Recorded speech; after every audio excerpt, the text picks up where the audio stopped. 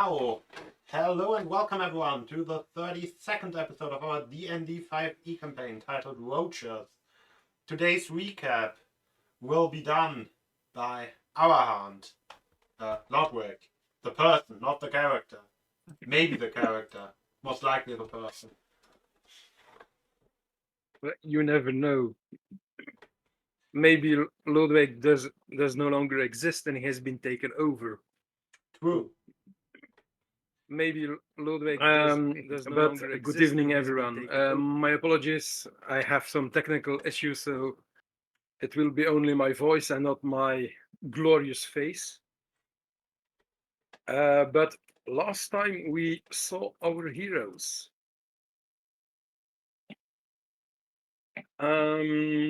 Let's see.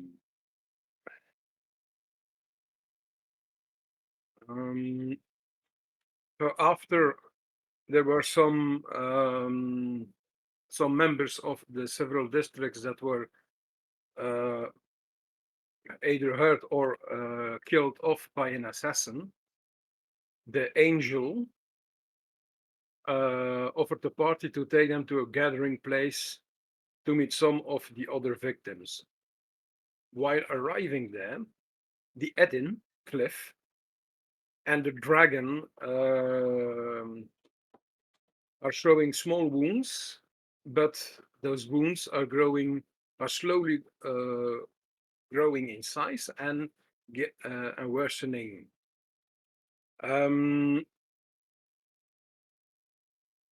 When Mel asks if this affliction can be cured, the angel responds that yes, it's possible, but only by using some very rare materials, including waste blood that can be found in the demonic wastes, and some other stuff.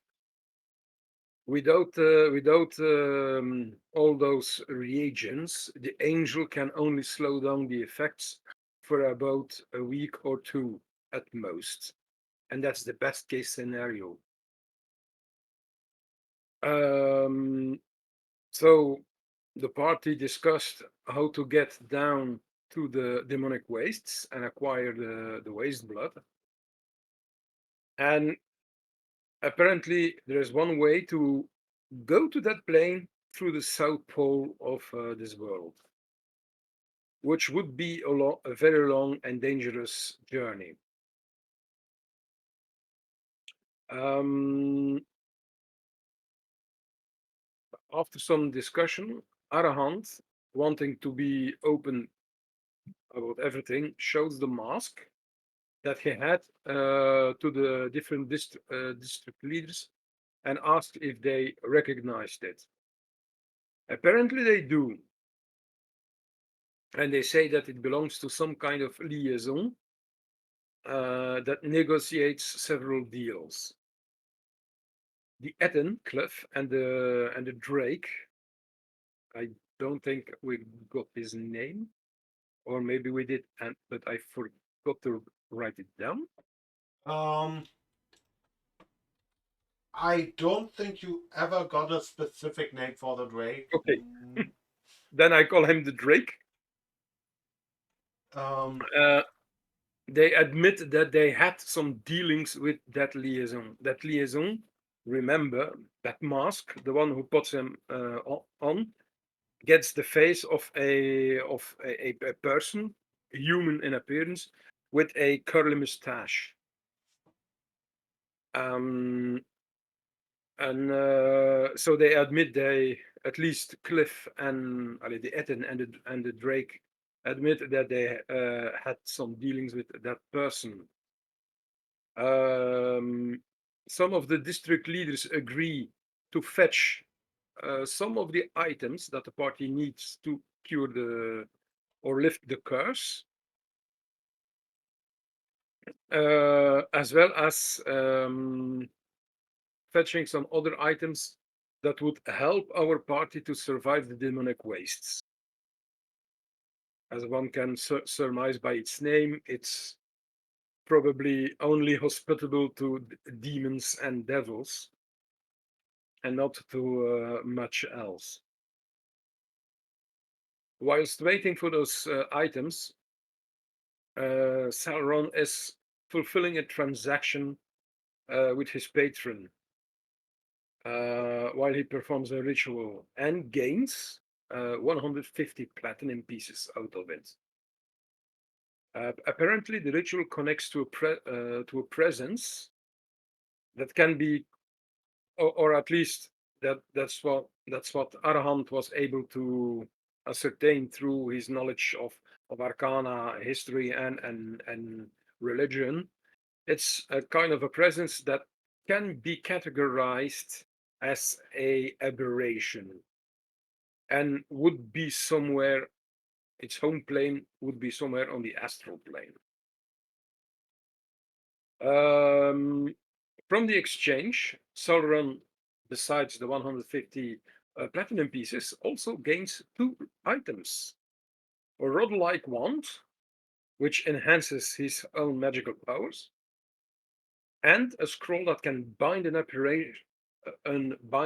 aberration into a contract.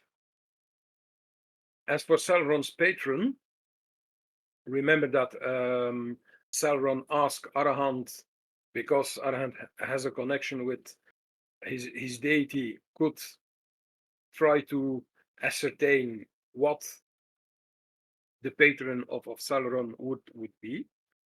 And Arahant believes that although the being is quite powerful, it's not on the same level as a deity or a being of similar power. There is some philosophical exchange between Sauron and Arahant about all this. And then with his newfound 150 platinum pieces, Sauron goes shopping for some warmer clothing, knowing that we could be going towards the South Pole.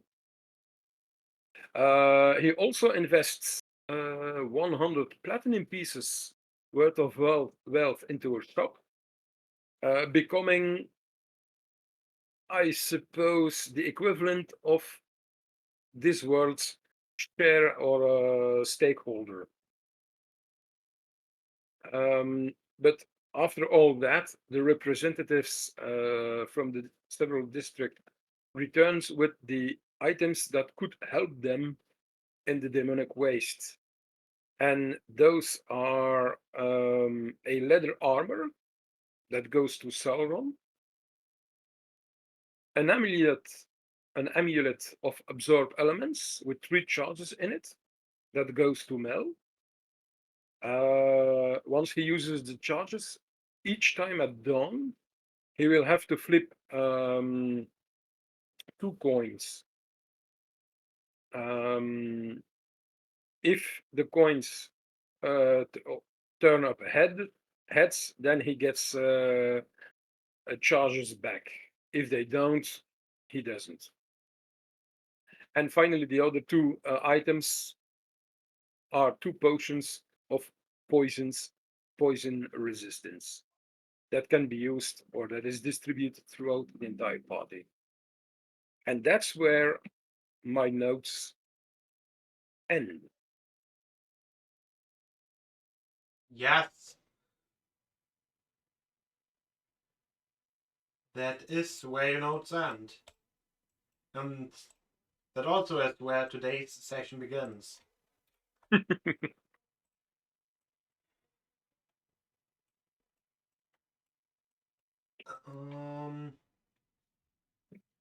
So, with you having taken a rest, or I guess last session actually ended in the evening and not with a rest, if I remember correctly, or no, it ended after the shopping. I'm not sure if we actually specified a rest. Did we? As far as I know, no. It ended with the shopping, and then, well, I think there was a rest implied because you got your spell slots back, didn't you? I think you didn't have spell slots left for like 3 sessions or something. Yeah, indeed. He had to do with his cantrips only, and fortunately, thanks to several niche abilities, he was able to eke a level 2 and a few level 1 spells out of it. But indeed, most of the things were done by his cantrips only. And of course, his wits and intellect. Could you post your um recap doc? It's way up there. I just want to get the specifics of that amulet correct. Well, and normally, can you not? Was that... Didn't I also post that amulet, or did I not? I think you did. I don't see anything from what I can see, at least. No, I don't think I posted the most recent set of magic items. Mm.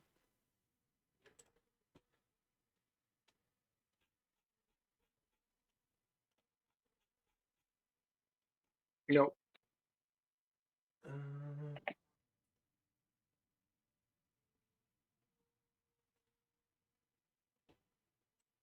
And yes, it seemed that we had a long rest because all my spell slots are back. Long rest means I get my javelin back. Yeah, and I also did roll for my portent die, which were a 12 and a 3. So you can ruin somebody's day with that 3. And the 12, well, it depends on the situation. Yeah. You turn a crit into a 12, or it may be just enough for someone to get over a threshold. That's it.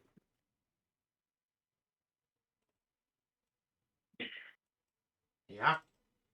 Or an enemy with low stats that cannot succeed on a saving throw. Who knows?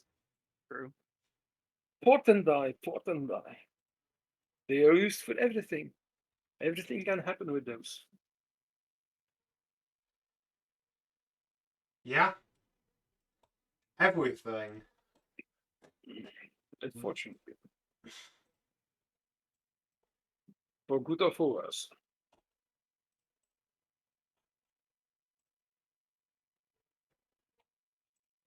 Well, in the morning, you receive a message.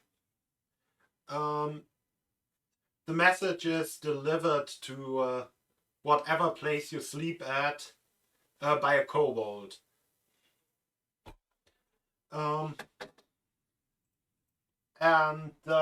what he says is, so I think we might have found a way to maybe get all of you to the demonic wastes. It's a capital ID. Now you're not sounding too sure of it. There might be some issues with it. You see the hopeful first the hopeful expression on the face of Arahant dimming a bit. You see a So, furrowed brow from Mel. And Arahant is muttering, of course, there always is. well, we can get you there in an instant. Though, You cannot recall us back, I suppose. yes, we can, but we kinda have to specify the time when teleporting you over. When you want to get back. And we can't really change it, like keep you there longer or get you out earlier. So we gotta estimate the time it's gonna take us to do whatever we're wanting to do.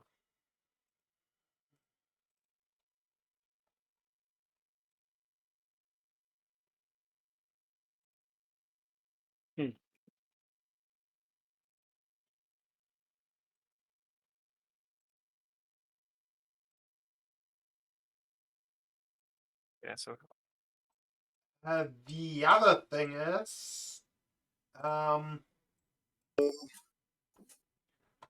we can't really specify where in the demonic wastes you'll end up.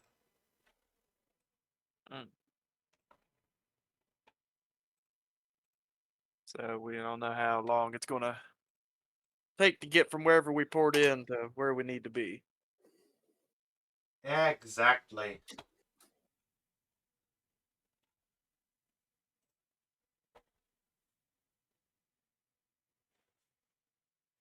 And can someone reiterate exactly what we need to do in the demonic wastes? Gather some waste blood. Okay. And that has to be a specific part of the waste or just any part? Um, What would waste blood be? Is it blood from some kind of being? Is it I thought it was blood from of, the of a ground. That's what demon? Is it a it's substance from the ground? it's a I thought. liquid found relatively deep underground. Okay, so Usually in like a stone layer. we'd have to do a bit of spelunking. So surface level demon stuff is probably awful, but I can only imagine what's hiding in caverns. Away from prying eyes. Well, then that adds in the element that we're gonna need. Definitely constant. Either a light source or just the ability to see in the dark.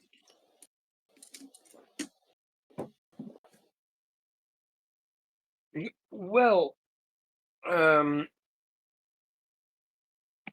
um, That's next on my list, making a night vision scope. well, Mel, I have both. I can make a light. As you have seen, I can conjure up light, so that we have a light source. I Yeah, can I'm worried about making ourselves a beacon to whatever's going to be out there. I can also grant um, several targets dark vision, which would last for 8 hours. Okay. So, But for the moment, I would be only limited to maximum. Let's see. And he's making some mental calculation based on the amount of arcane energy that he has, as he was taught by his mentor. I could. I am able to give it to 7 people at once, but that would consume a considerable amount of my arcane energy that is stored for the moment. mm, But for only our group, wouldn't be much of a problem. yeah, it's basically me and you that would need it. Unless what race is Sauron again, Jan? I thought he was the tiefling. I am a tiefling. Ah, welcome, Sauron. Welcome. Hello. I said hello, but I don't think you heard me. Okay. No, we didn't. Sorry. Yeah, it's okay. I'm here. So if you could maybe just very quickly recap what we are doing. Right at this moment, I will be at your disposal. We're about to pour over to the wastes. preparations have been made. We just got to pick a time frame to Mm. go and come back because their teleportation's based upon a preset time. Yeah.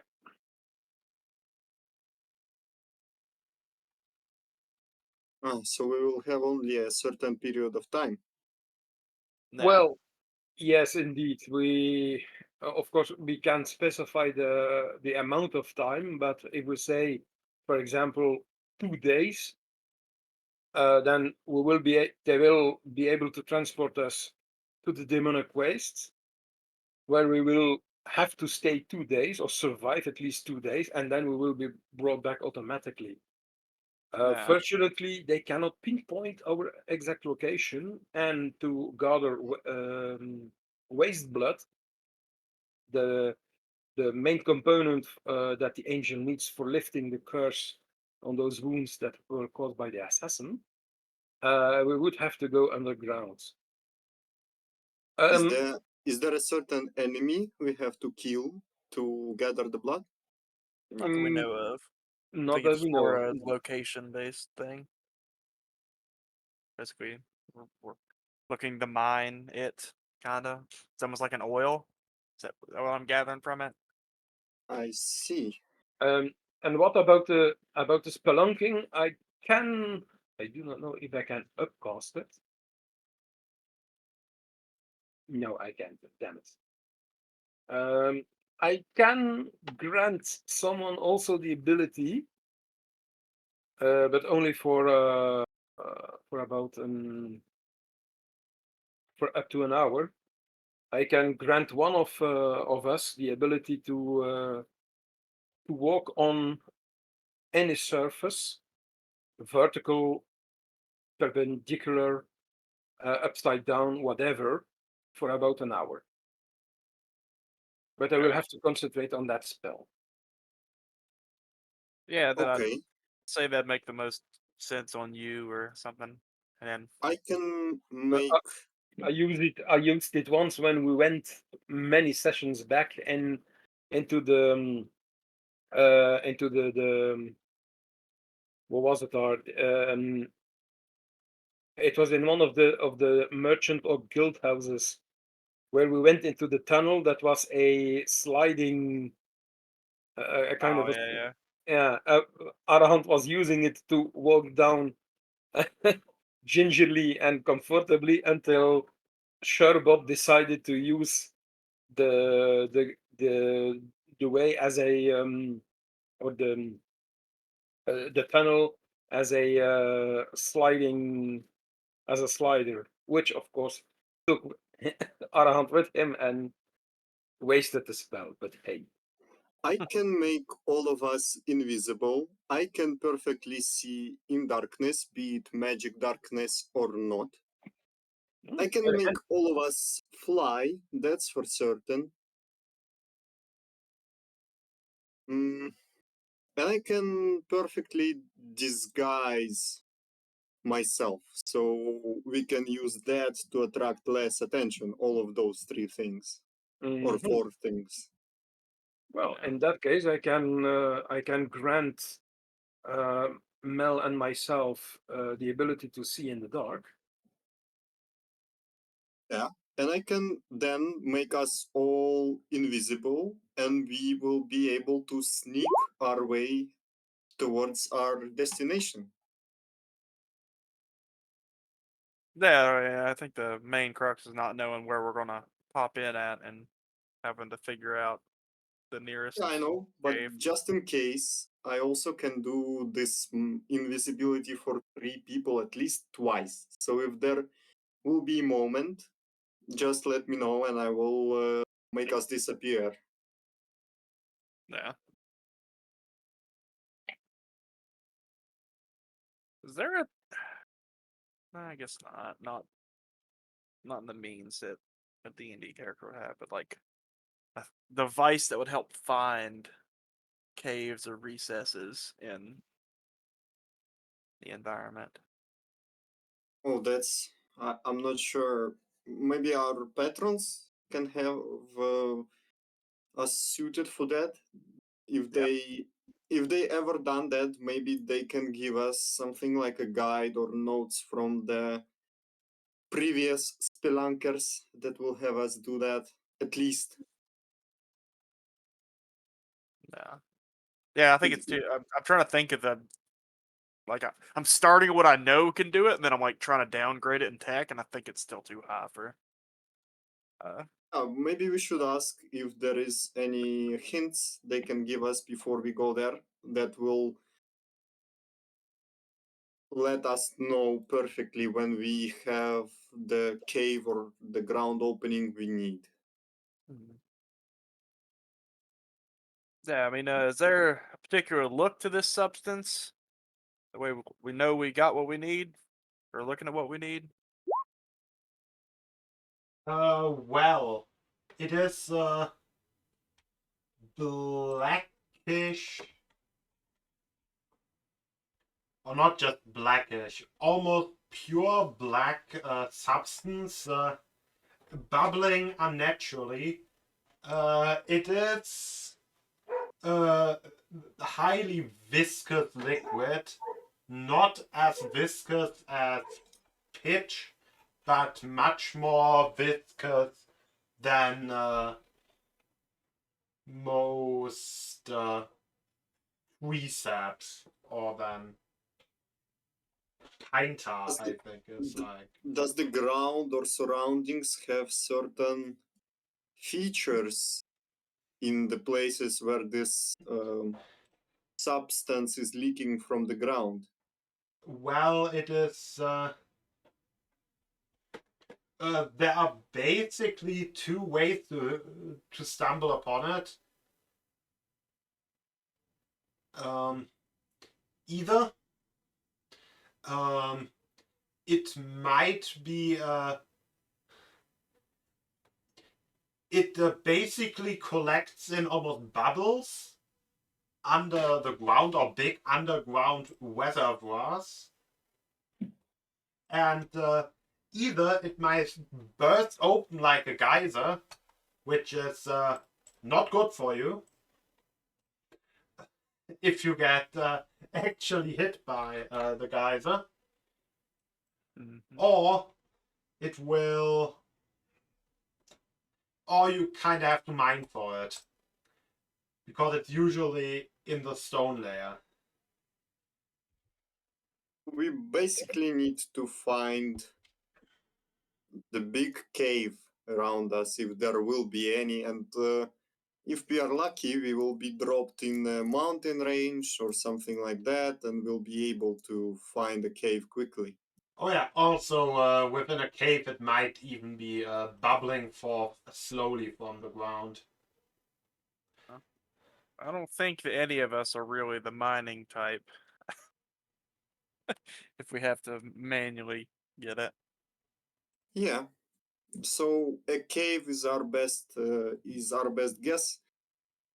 Also, would it be logical to say that a place like a demonic waste, any shelter would be a place of gathering of creatures? So if we find a cave, there will be most likely enemies or foes there, because if it's a wasteland, I think anything living is trying to hide.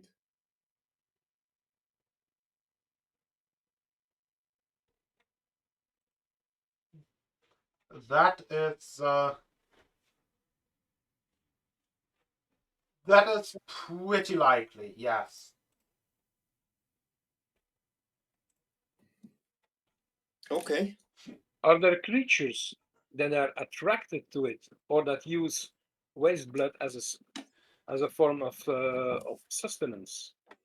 It is mostly used as a poison.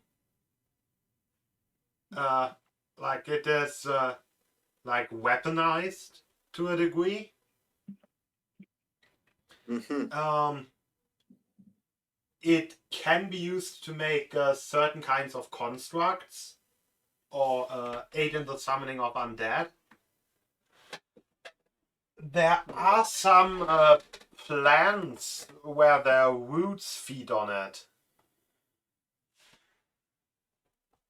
I mean, is there a particular container or vial that we need to put it in? Does it have any nature to it that a specific substance is needed? It doesn't react at all with inorganic matter.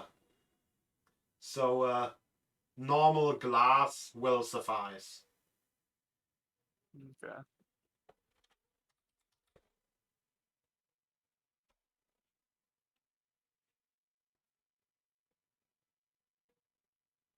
Well, as long as they give us some vials. I don't know if any of us have vials on us. Oh, I have some vials on me. I do have a. I will quickly check my inventory. I know I have my alchemist supplies. Well, I do have a herbalism kit and some alchemist supplies. So yes, I have some glass containers that can be used um, to scoop it up. Okay, because I I don't want even to have buy some vials because they're utensils that can be used to take it without touching it. So nice. Yeah, 'cause I know actually buying vials, they're pretty expensive. They're like a gold a piece. So, considering the properties, now that I can hear what this substance can do, if we find a tribe or any organized group of any creatures we see, they will probably try and maintain control over the source of this thing, at least one. So if we see a tribe, the infiltration operation would be logical to suggest.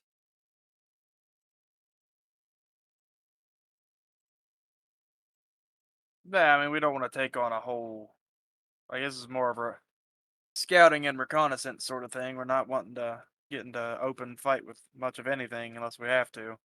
I mean, if we sneak our way in and out, no need to fight, but we will for sure know that if we see a tribe, there will be a source. Hmm. It's a gamble, I know, but we are not going in empty-handed, even for a task we are not really suited for. Yeah. What sort of time constraints do we want to put on ourselves? I mean, if we have to actively defend ourselves and actively use magic to sustain our reliable existence on that plane, I would prefer that we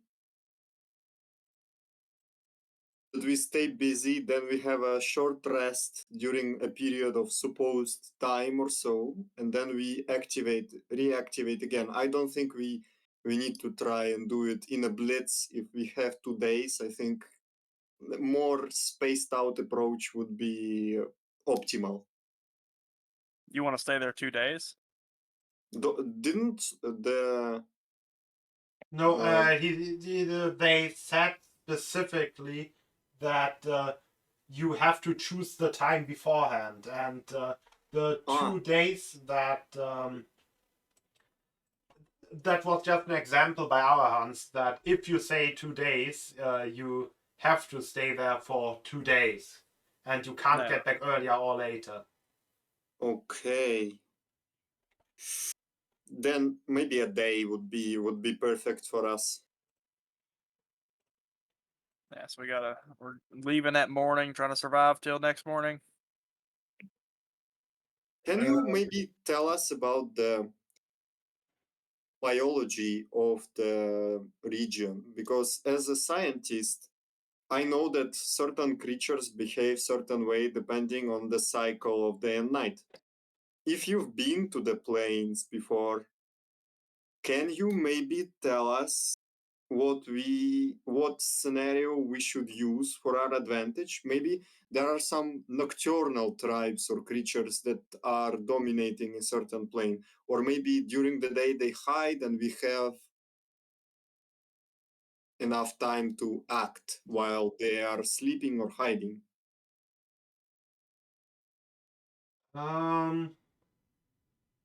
Well, for one, the day and night cycle of the demonic wastes of the wastes is not tied to our day and night cycle, and it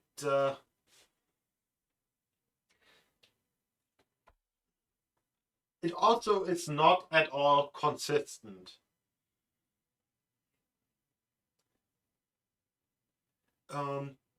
As So- the plane is nearly as big as our plane in total, the days and nights on the different regions vary widely. Some have some might have scorching hot days and ice cold nights. Others may have a climate where day and night are both warm and constantly like tropical. Let's just say constantly constant tropical weather in a, but not in the good way. Because everything moves and tries to kill everything all the time. Yes, the plane is not very hospitable, and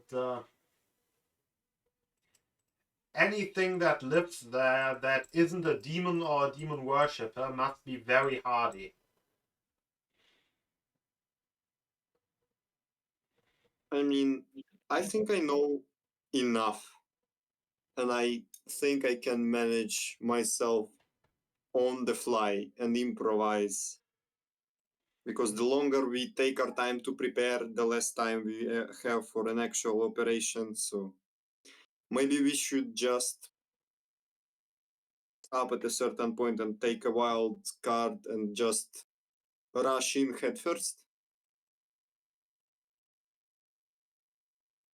No, like I said, we still gotta set a time frame. Oh. And as I said, the only thing we really need to stock up is our rations and food. About water, leave that to me. I mean, for a day, rations. It depends on how long we will be staying there. If we plan on staying there, let's say 5 days, then we will have to procure rations or enough rations to last 5 days. I do have the ability to create water if needed.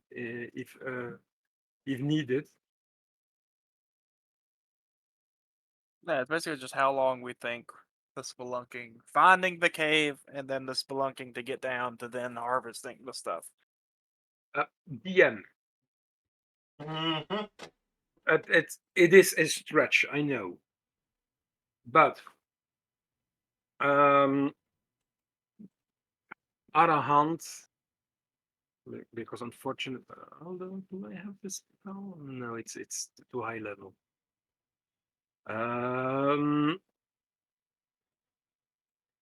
Could there be a way for Arahant to pray to the great catfish of wisdom and to have an inkling about what a suitable amount of time would be? as I said, it's a stretch. So it's your call. If you say no, then then it's that. Do you have spells to ask your deity questions? I know that some clerics can talk to their deity directly using their magic. Yes, I know, but I'm not. Although I am very devoted to the great catfish of wisdom, my potential, my arcane potential to go there or to ask it or a proxy directly is not yet powerful enough.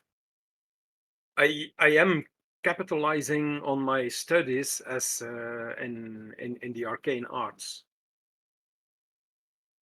Maybe we can ask someone with similar powers while we are here to ask such question for us. After all, it's in the interest of the city, and maybe if there is a cleric at their disposal they can let us use, maybe we should.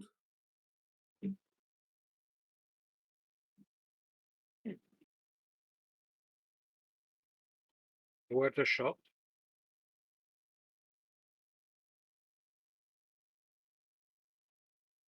Mel, what do you think about it? Mm, Mel and magic. yeah, I'm like, I mean, I'll leave that sort of thoughts to you guys that are more magically inclined. I'm just thinking about how I'm gonna handle whatever's going on there. Just getting myself ready. I think let's try, and I will go to ask the angel.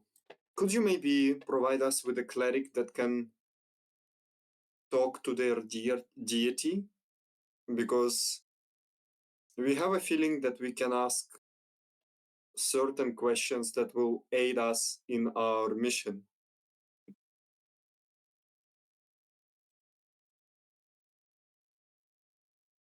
Cleric who can talk to their deity, you say?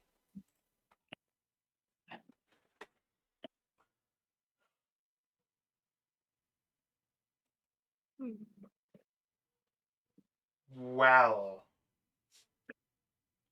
Well, is the angel not quote unquote kind of their deity?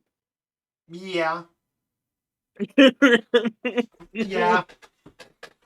I was like, I could literally just bring the like massive angel over here. That was my thought as well.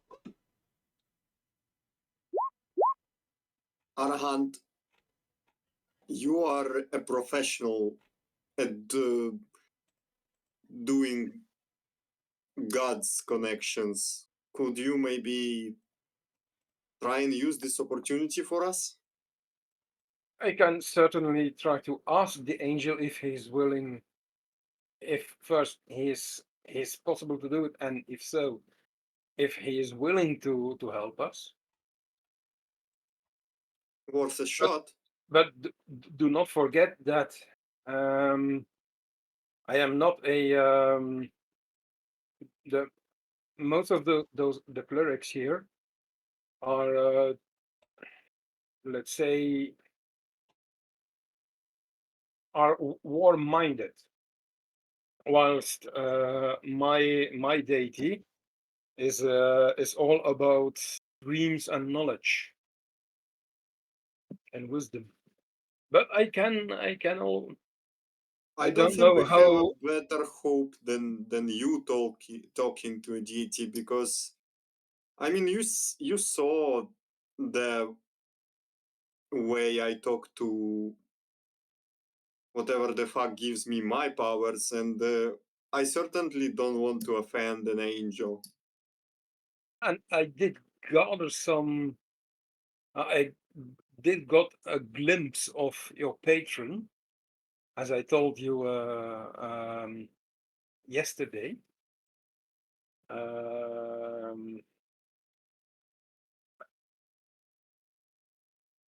Well, I can always give it a try. I don't know how the angel is or how his relationship is or his disposition is with a great catfish of wisdom, but I can always ask. I can give it a try. And Arahant will go. Is the angel still there? Or Fine we there, you're probably sleeping in some sort of inn. There's no okay. massive angel with a burning sword in your inn. Nice.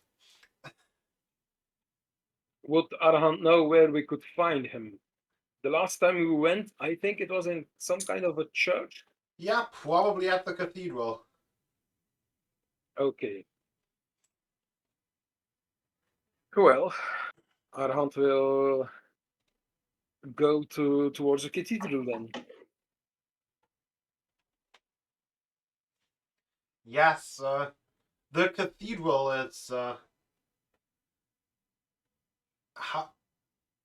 I guess you don't really have a comparison, so you would just notice it as very busy, as a lot of people came to worship the literal incarnation of their deity, Mm-hmm. who stands in behind the pulpit and is currently holding a sermon about how to overcome your foes, how to. It's a kind of weird combination of a sermon and someone talking about military strategy. Okay. Well, Arahant will, of course, respect the sermon and let the the well, yeah, the entire mass, for for lack of a better word, uh, take place.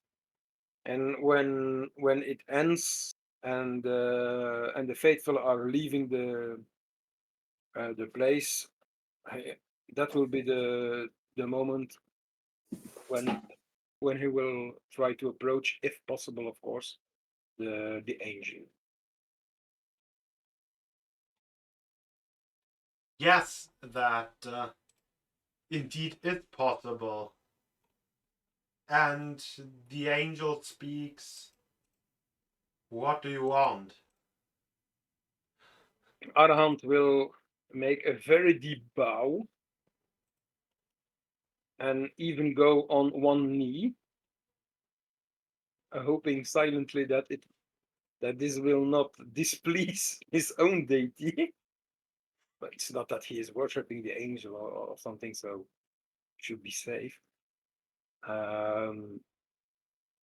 But he will go on one knee and bow his head quite deep, and while keeping whilst keeping that pose, he will say, "Great angel, um, may I be so bold to ask for some wisdom on our enterprise that we're preparing to go to demonic wastes." Yes, I wouldn't see how that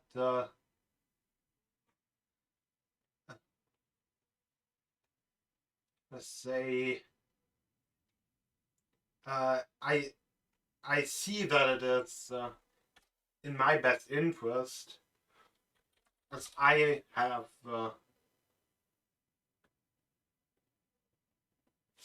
as you are working with me at the current time. So yes, you may ask away.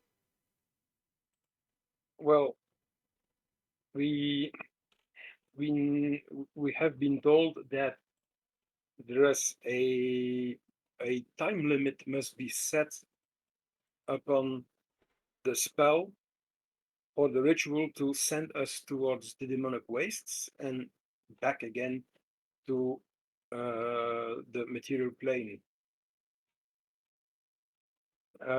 We know that we have to go in the best of scenarios to go into a cave or underground to collect that waste blood, but unfortunately the location is not very, it cannot be pinpointed.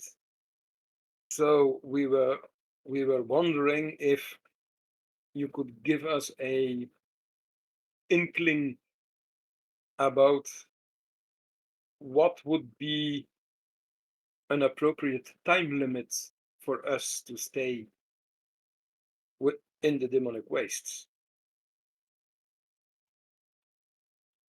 Well,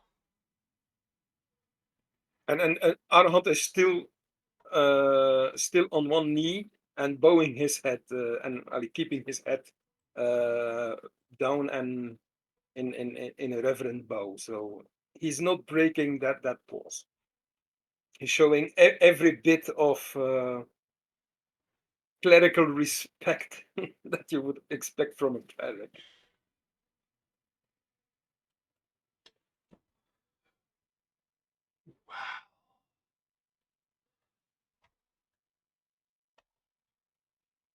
so if you don't know where the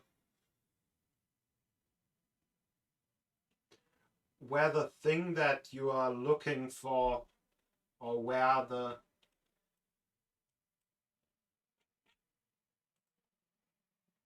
you might find the blood in relation to where you will end up, then I would recommend calculating in some time for travel. Though,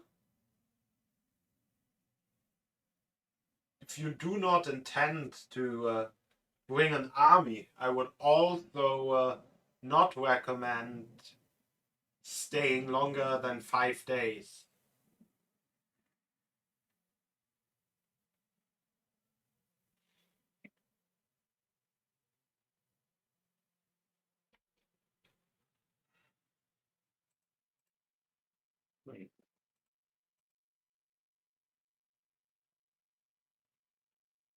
That place is that dangerous then, which would not surprise me given the fact that it's called the demonic wastes. So a maximum of 5 days.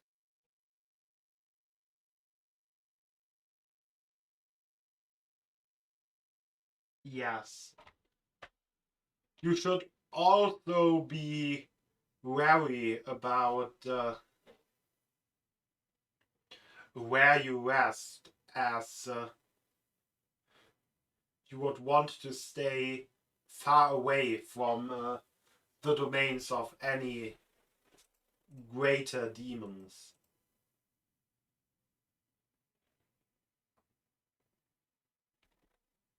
Wise advice indeed.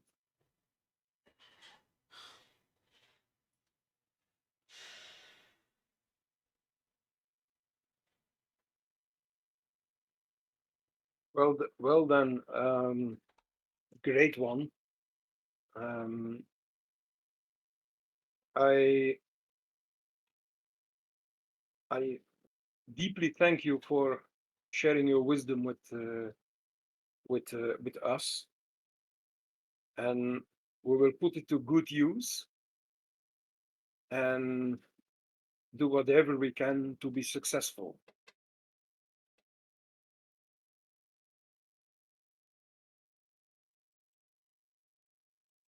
May I take my leave?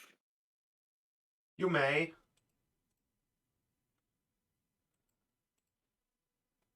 Grace go to you and your name. And Arahant stands up, goes a few paces, still keeping his head bowed down, and after a few paces, pivots. And when he is looking towards the entrance, then he straightens up and walks out, showing every bit of respect. While you walk out, the angel says, I could use. I have more use for crushed demons than for your praise. What, crush demons? As in, I care more for you killing Mm. a few demons for me than Crushing yes, Yeah, kick crushing some demon ass. Don't throw me prayers. Yes, indeed. He's an angel of action, not of contemplation. Very unlike the real ones. And Arahant will say, we will also endeavor to do our best in that domain. Once again, I thank you for your wisdom.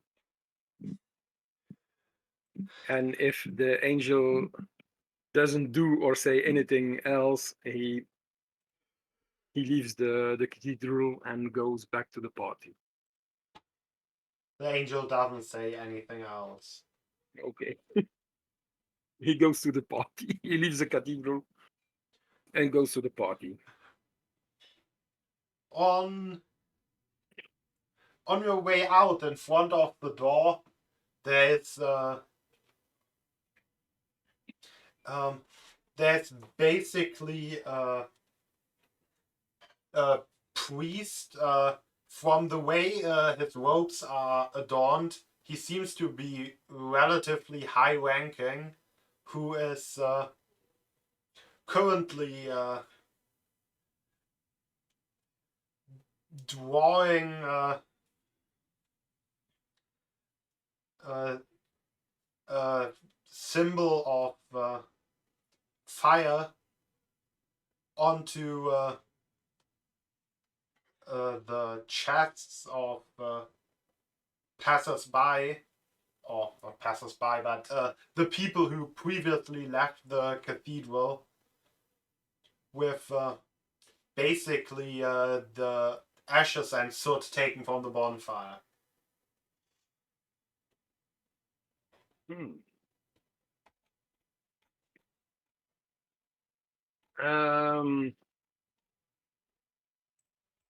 Would Arhan gather that this is some kind of a blessing or a ritual in the sense of like that in Roman Christian or in Catholic belief, on Ash Wednesday, after going to church, they give you a ash cross on the forehead. Would it be something like that, some more of a ritual, or would it really be some kind of a real time protection against, or is it more a symbol to show your devotion towards or your respect towards the church? Well, give me a religion check. Come on, you're a cleric, among other things. It should be religion. Come on. +8. Let's go. Oh, 27.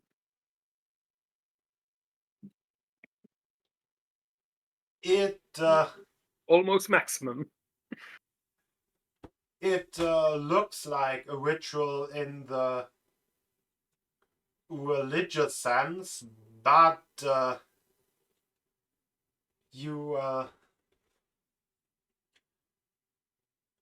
your innate eye for magic and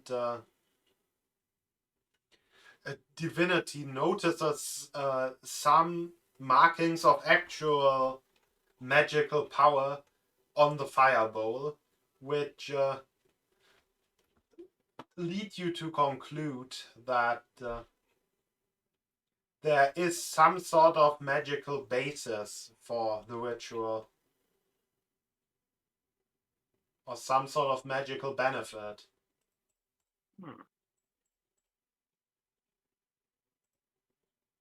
And if he would go towards that priestly figure and get that that drawing too, or that symbol too, would still going on my 27 on my on my roll here.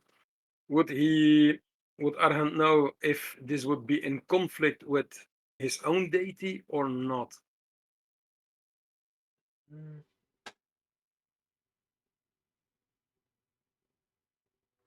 Because Well, with gods you never know.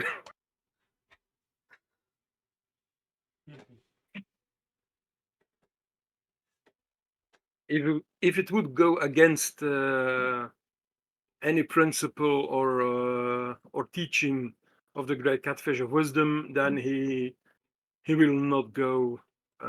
He will not have that marking on him.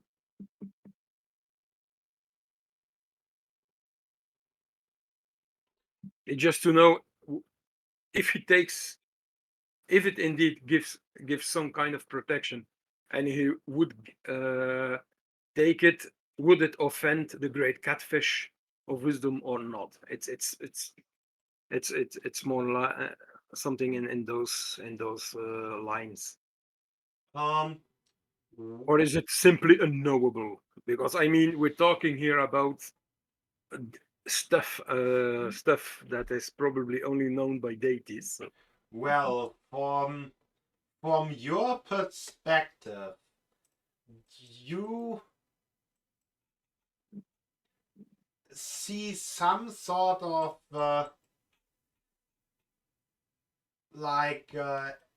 magical, maybe even arcane origin in the ritual, which would not require you to actually prove your devotion to another deity to partake in it. Okay. Well, in that case, I think Arahant will line up with those who left the. I don't know. Is there a line that is forming, or is it? Yeah, there is a small line. Well, he will go into the line then, because he just left the cathedral, so.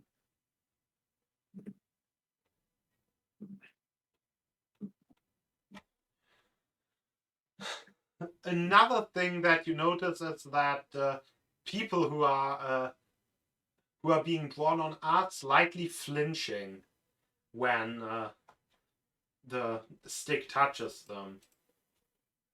Flinching. Mm-hmm. Oh. He already drank some of that strange liquid from those grape-like fruits that almost gave him some kind of unnatural craving. He got really drunk on one of the nights and ended up with his face down on the floor. Mm. He You has ended had up face off drunk. yes, indeed, literally, both literally and figuratively speaking. And he was his mental state has been tried several times because of visions and things like that. Would he would Arhan be masochistic enough to hell yes, let's do it. Yes, because why not?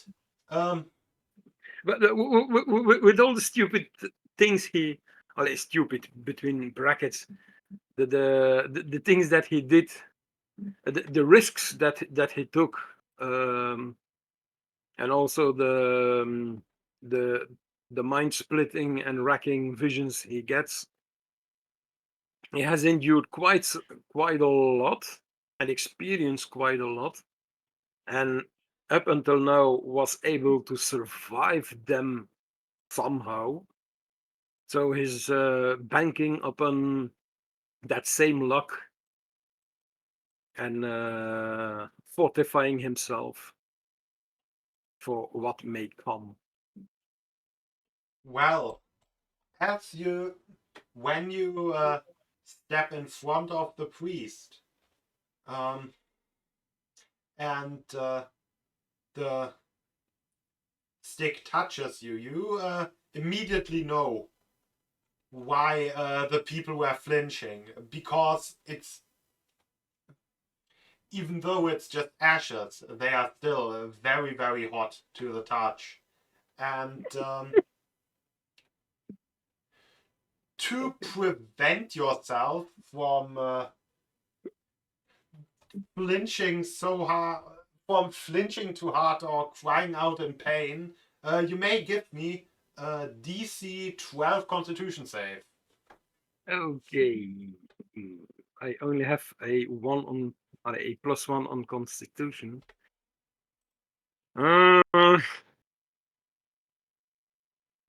If I do not reach it, I will use my portent die to of 12 to barely to just succeed in it. Although if I use 12, I will have 13 because I have a +1 in Constitution. Yeah. So we'll see. That's a condition that I place on using my one of my portent die. Well, you actually power through it, and taking part in the full ritual, you actually take a bit more fire damage than you would normally have. Okay. How That's much? that's a big bit more than the. Okay. Arhan ended up dying to the ritual. Oh Yep. no, our Clizzard. Don't use that word. Um, Well, I'm going from 40 to 28. but for the next week, all fire damage you take is reduced by a flat 5 points. And we're going to hell, so that might come up.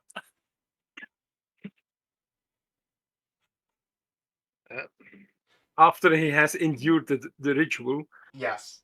he You take the fire damage first, and then you start getting rid of fire damage. okay. He thanks the priest and go on his ways, and gritting his teeth.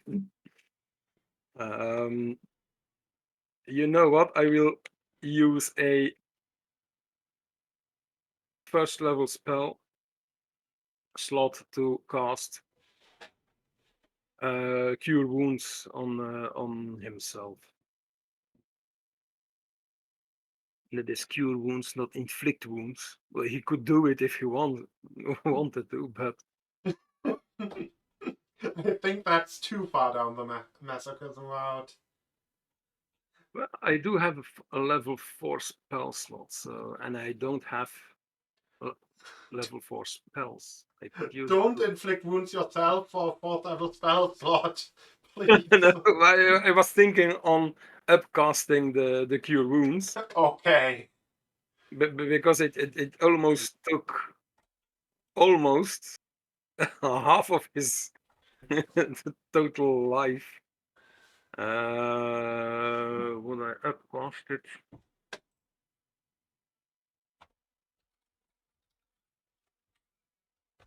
it's a D8, of course, but he will upcast it to 3rd level. I will keep my 3rd level spell slot for really hazardous situations. 8 plus 4 is 12. Oh well. He regains all the all the points he lost. Yes, he does. Back to 14, yes. And he goes back to the after healing himself and thanking the profusely the great catfish of wisdom for granting him those healing powers. He rejoins the group and he will tell them, well, unless we go down to the or go to the demonic wastes with an entire army to back us up, or maybe an entire crusade, 5 days would be the utmost limit for us to stay there. And we should also be careful where we spend the night, trying to avoid, obviously, hazardous terrain and places that has an obvious claim or is obviously claimed by some kind of demon lord or something akin to it. So with that in mind, what do we do? Do we take the 5 full days? Do we think that we can do it in less?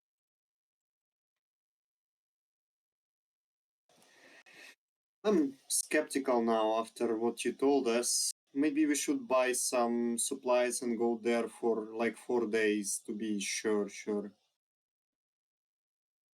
What is your opinion, Mel? 4 days? Kind of a Eh, compliment? it'll be a rough stretch, but yeah, I guess that's a compromise.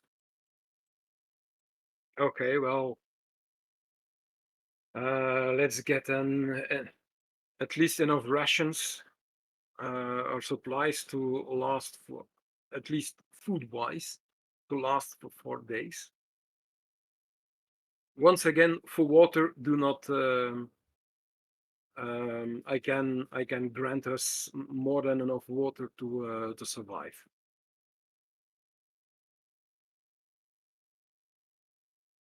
All right. Then we buy the rations. I don't know. Yeah, we buy the rations and ready to move out. Mm-hmm. So for how long do I have that resistance? A week. A week. Okay. You gotta come and get it redone again.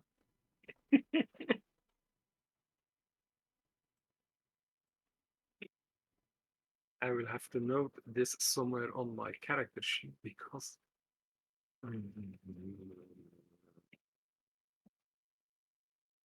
otherwise I will forget.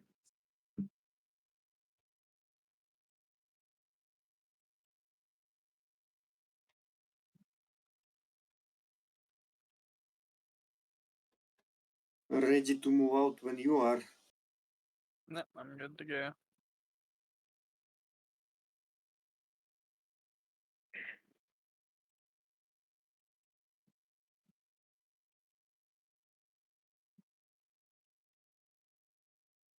Well, you are then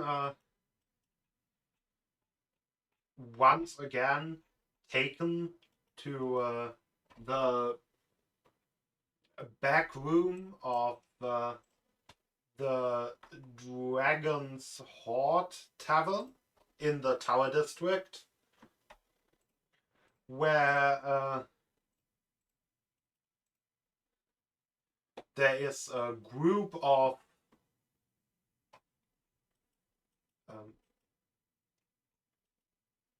wizards, 12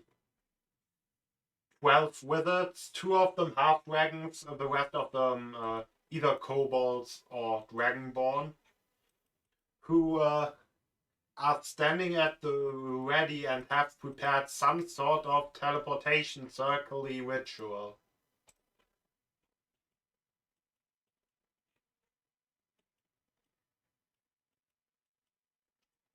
Okay. Okay. One of the half dragons speaks and says, if you are ready, then step in the circle. One by one or all of us together? All of you together. All right, gentlemen. I'm ready when you are. Yep. Let's go. Yeah, we step in. You step in, and the wizards start chanting a spell in, you could say, synchronicity, but that is not true. They, it seems to all belong together, but also be somewhat shifted. Like, they all seem to be speaking at different speeds, but at some points all the words, all the different words and speeds and rhythms tend to overlap and then separate from each other. After about a minute, your vision becomes blurry and goes away. You don't really have any perception of for how long that vision fades, but after a while it comes back, and you stand in a plain, as in the ground is more or less completely plain, with and it is made out of basically dried, cracked gray dirt, with only a few dead bushes coming out of it. Although strangely a bit in the distance, you can, when I say a bit in the distance, like probably 100 feet from you, you can actually make out some actual flowers.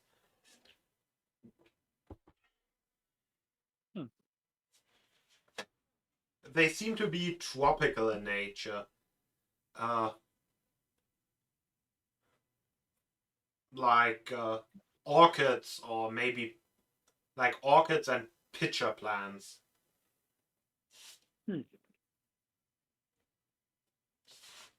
And how is the climate here? Is it hot? Is it blistering hot? Is it? It is hot. It is not how do you say unimaginably hot. It's just, it's like 40 degrees. Actually that's maybe 35 degrees Celsius.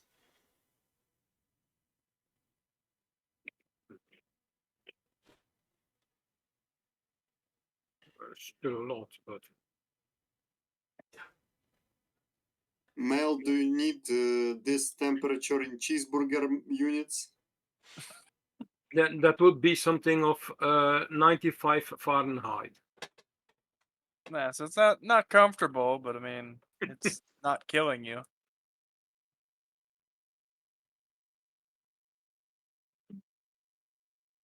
All right. Who has the sharpest eye?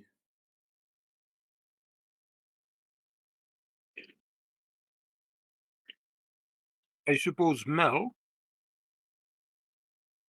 Mel. Talking about perception. 'Cause if so, Find I'm us a thinking, direction to go in. We will help if we can, but yeah. all right, and Well, look in what direct. Oh, go ahead. but before doing this, Arahant will place his hand on Mel's shoulder and say, "With the blessing, may the wisdom of the great catfish guide you." I will be helping Mel to spot things. We'll be attempting to spot things. So you have like a guidance and a help action on you. Is that what I'm hearing from that? What it sounded like. Yeah. So what could possibly go wrong? It's a good thing I had the help. Well, do you also want to roll the d4 for guidance? Only a one, darn. Oh, only a 24. 24. I'm saying like no man, it's no, it's just I think it's just a mirage. Look there, maybe this one is better. Yeah, And, there are a few things you notice in the distance. One seems to one thing you notice is while you do have a pretty like long vision here, it is at some point cut off by smoke. Not smoke, fog. After maybe 2 or 3 miles, something in that range. Hmm.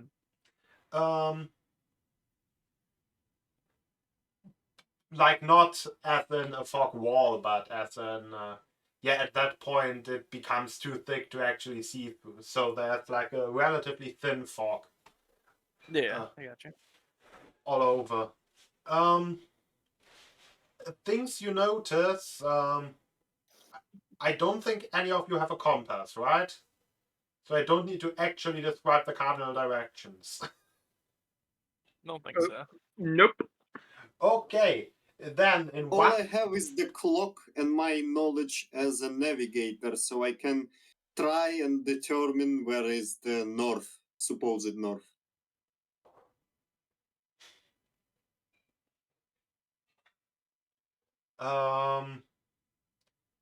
How would you? Oh yeah, you know the time of day.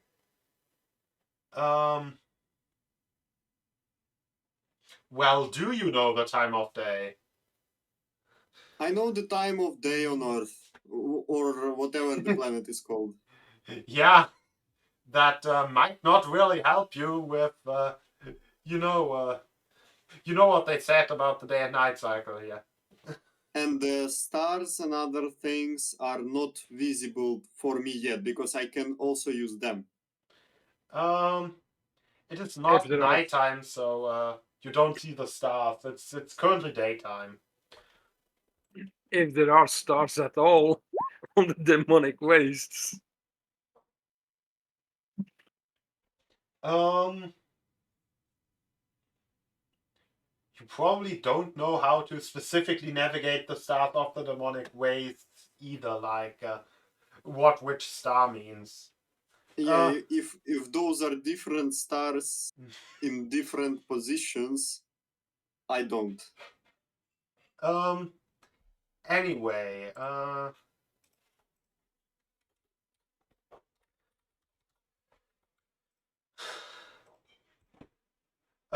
what is noticed within that within the radius that you can see. In one direction, you notice what it could be maybe a small camp or something similar. You're not really sure, but you do see a column of smoke rising. In another direction, you notice how the wastes start slowly turning into a forest, and in yet another direction, you see what might be rolling hills. I guess you rolled very well. You see dunes, sand dunes. Sand dunes, okay. I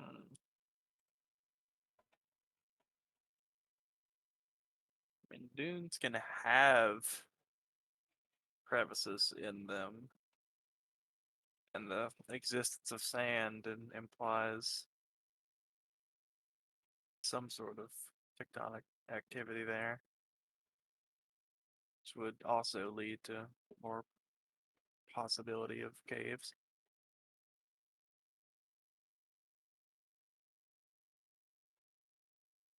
What you guys think? I don't feel confident fighting. We will be in the minority for sure. I do know that we can gather the information from the living creatures about the whereabouts of a potential source. But if there is a possibility that we can just go towards the natural formation described to us as a potential source, maybe we should, because we have enough days to make tries and mistakes and try again. What are you thinking, Aaron?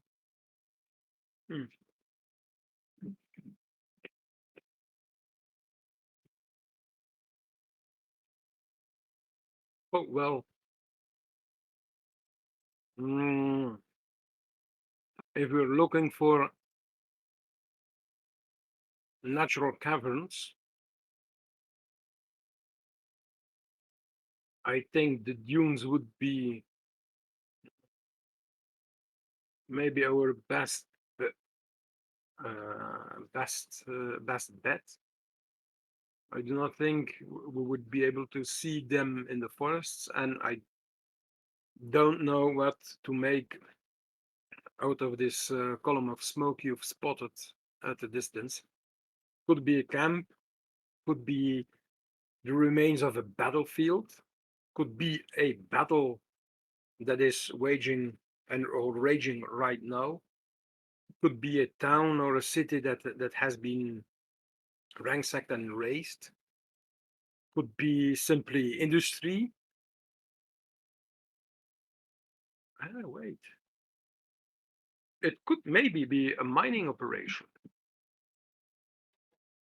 Yeah, that's also a possibility. I was also thinking possible like gases coming off like a sulfur bed or something. Mm. But then Or, we'd or have to maybe have it's possible.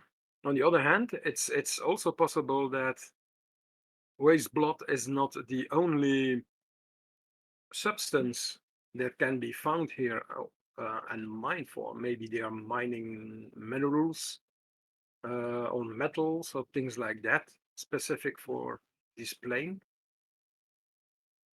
What sort of heading would it be to kind of get, like, are they in completely opposite directions, the dunes and the billowing smoke?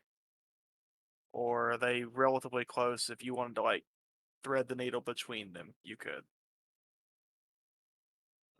Between the dunes and the smoke, they are relatively close to each other.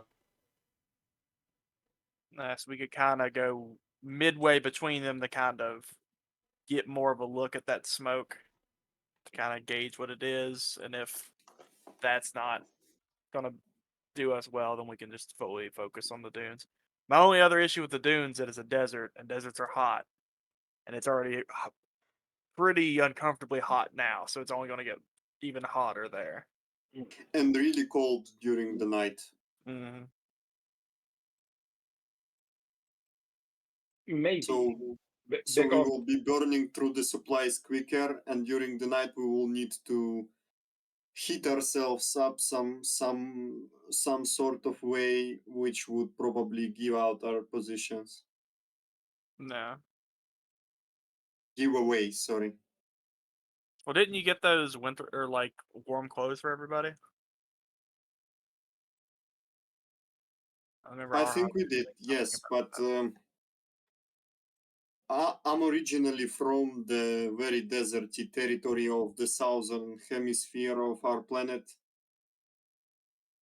I don't think they would help, especially if we will try to sleep.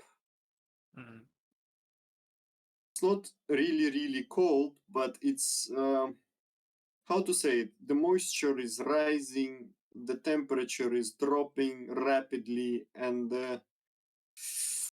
I'm not sure we can be maintaining same productivity if we try and sleep without the fire. Probably we will be really fucking exhausted after that night. Plus, night predators, they suck. Hmm. No. Well, I think the consensus is to try to go halfway between the two to kind of better weigh our options. that would be our best Agreed. our best bet, yes. And as you said, as you just said, Mel, once we get closer, we will have hopefully a better view on what is happening, and we can always rethink our strategy then and there. Mm-hmm. So towards the dunes and the smoke. Yep. Do you want to avoid anything specific on the way there? And what do you mean by that? Are you Um, trying to be sneaky? Are we trying not to get spotted? Yeah, I mean we're in uncharted territory, so. Oh, okay. I guess you mean like, are we moving slower to try to uh keep ourselves hidden, or are we just kind of marching forward? Um, I mean we have a limited time frame, so I think unless we think or like sense that like something's near us, like we hear something off or something to that effect, just kind of normal marching, and in those spans where we think we may be being watched or exposed, then we would be trying to be more subtle. okay, so from what I hear, you do not specifically try to avoid the flowers. Oh, those flowers. Well, we're in a kind of tropical setting. Oh, okay. I completely forgot about the flowers. I mean, maybe we should be careful around the flora. Yeah, I guess. 4 days is more than enough to take our time. There is no need to be hurry. Yeah, then avoiding any strange flora as well, because we don't know what they are, what they do.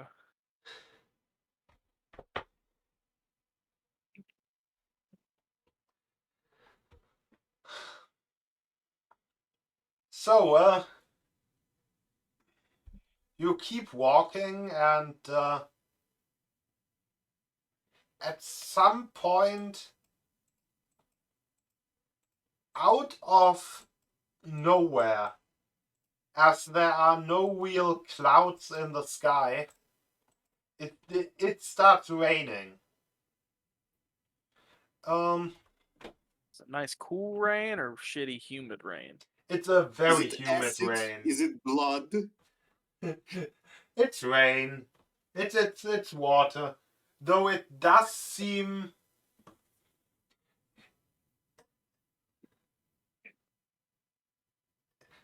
I was about to start a sentence with if you were to taste it, but I don't think any of you would taste it, so. Yeah, we know. So, let's just ignore that. My sailor outfit and hat perfectly suited for the storms and rains, so I feel unbothered. Well, with the ground getting wet, the gray dried out grass becomes green almost immediately. With and springs back to life, leaving you in what now is. You could call it you could call it a field, or maybe it's almost like a little overgrown lawn. That is probably the closest. And all the little cracks in the ground start swelling up with water and become tiny, become basically tiny water flows. You can all give me a perception check.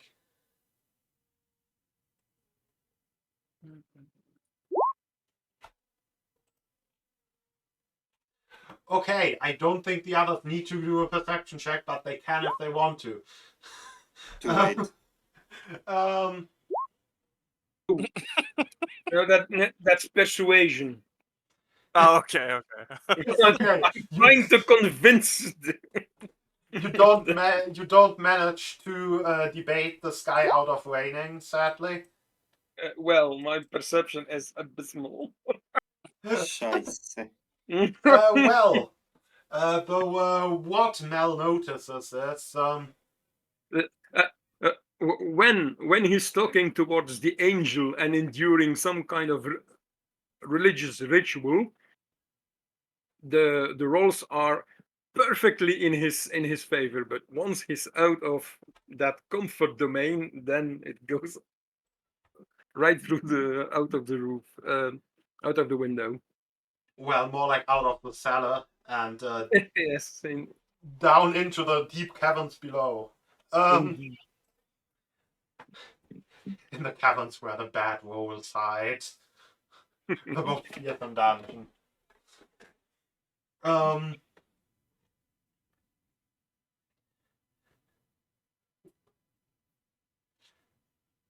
we That say that the actually plane sounds is like a starting to really flood cool him. idea, like a dungeon where basically a plane or demi-plane where all the bad luck goes that like divination clerics and other people who can kind of cheat around just manage to avoid. They then have to store all that bad luck there, and somehow you get trapped in there. Anyway, all the water seems to be kind of flowing towards or around you. And there are little creatures which don't seem like fish or maybe eels swimming in the water. And the water seems kind of circling around you, or it might even be following you. It's not really flowing far away from you. Like there's no like none of the little water streams seem to be really moving away from you.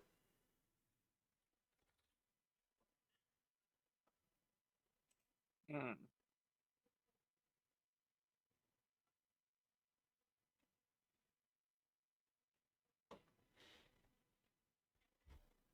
Okay. That's not how water works. Do I feel do I feel sketchy about the magic of the place? I probably will know when I'm surrounded by arcane energy, and am I being currently surrounded by it actively? Not really, no. You don't really have any sense of any major spells or big magical effects in the air.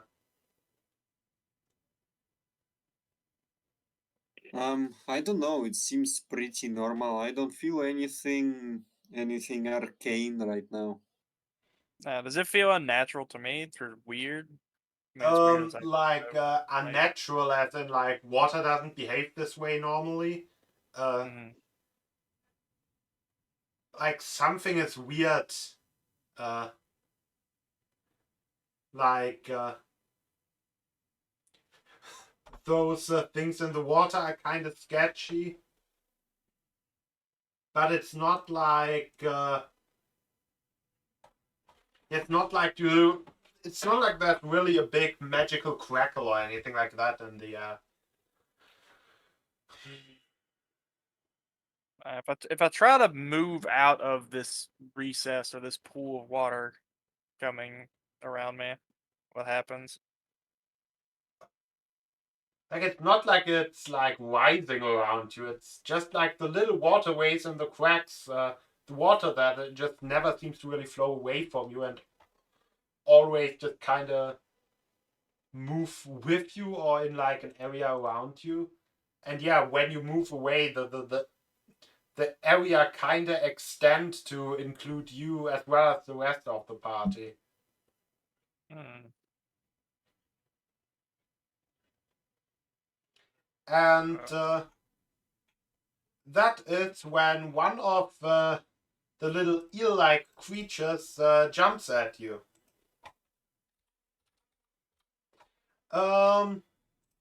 Give me a dex save. Let's say, well, it's not all of you, just Okay. Mel. Yeah, you manage to dodge away from out of the way of the creature, and as it kind of jumps back into the water, you notice that it's not an eel. It seems like a leech. Hmm.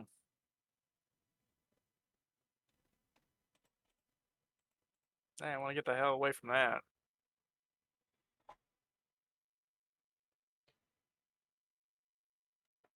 Kind of like motion to the others. I think these are strange leeches. We need to get out of here, out of this water, and out of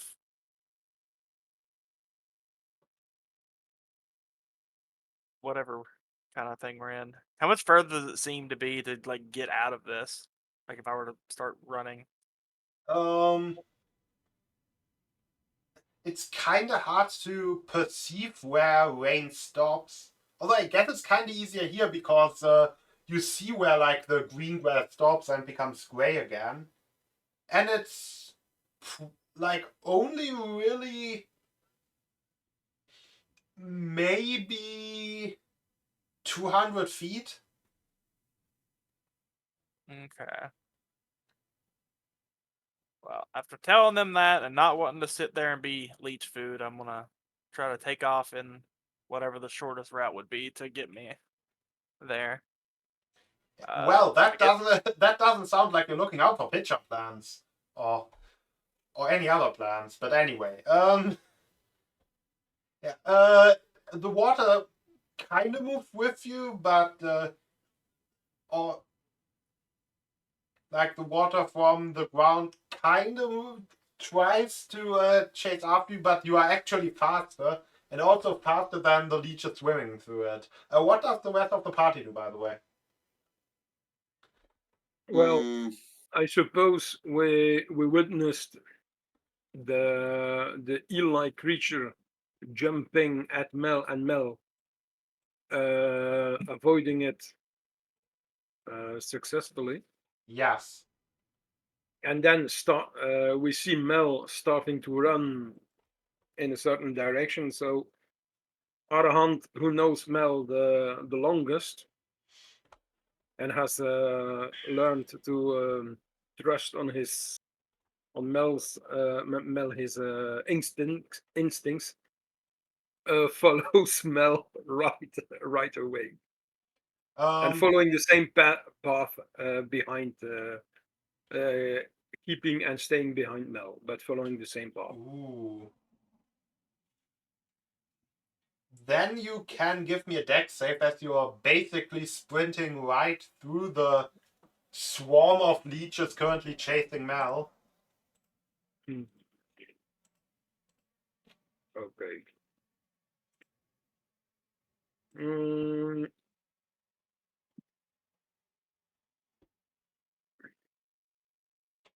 If my roll is below a 12, I will use my portent die. It's a dex save, you said? Yep. I will use my portent die. Yeah, that was definitely below a 12. Well, and you do actually manage to avoid just the multitude of leeches leaping after you. They don't appear to be very dexterous at all. Sauron, seeing that, do you also take the same path? Or what do you actually do? Do you even start running? Do you want to lie on the floor and embrace your fate? Embrace Jesus. This is a cleansing. People pay money for this.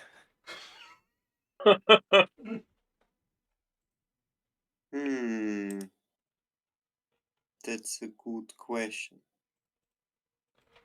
Now I will start running and try to avoid the leeches. At this point, he's seen 2 leech attacks. I think he kind of ascertained where the bulk of them are. Yeah. You can also give me a dex save, but just DC 10. Well, looks like a success. None of you get bitten by the leeches. Good job, guys. We didn't contract the disease right at the Oh, start. no demon HIV. Yeah, right as we start. And as you manage to run out of well, as you keep running, you manage to run out of the rainy zone and run. Which of you do I take? And as you and once you become sure that you left the rain behind you,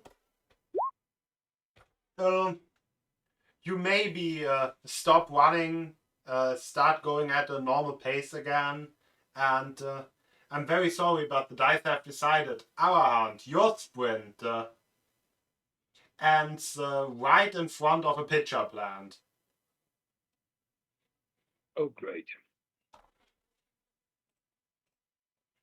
And as you kind of stand there, you notice 2 things. First of all, the pitcher is filled with water. Second of all, the water seems very wiggly. Oh no, HIV spray. And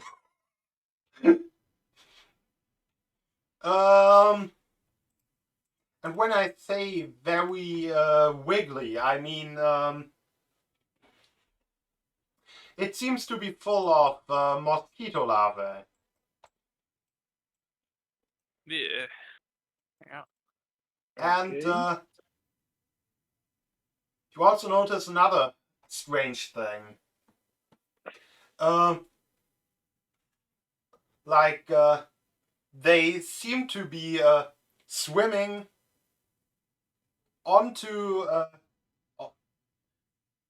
into the corner. I guess the pitcher is a circle, so into the rim of the pitcher, and basically all start conglomerating in your direction and kind of climbing out of the picture.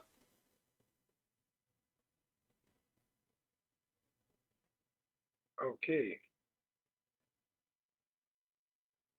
And that's whilst running through the. Basically, once you are out of the rain area. Mhm.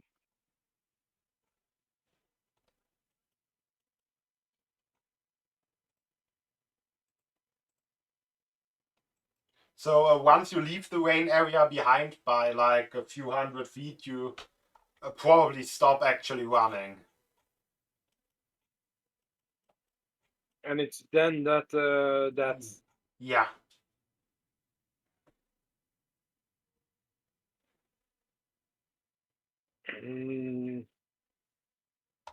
Well, if there is a way to avoid it, Arahant will try to avoid it, but Yeah. It's not like mosquito larvae lying on the floor are hard to avoid.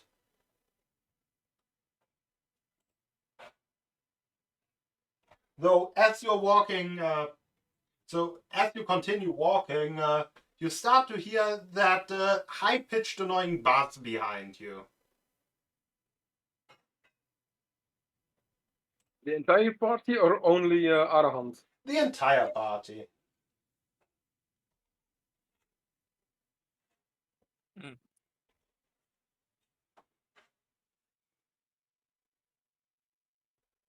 Well, do we notice it, or is it just Arahan that notices the buzzing?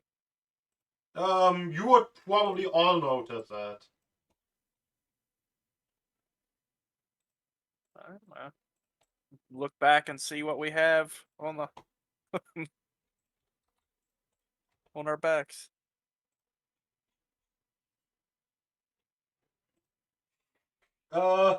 Well, behind you there is a swarm of mosquitoes starting to form. How big are these mosquitoes? Normal.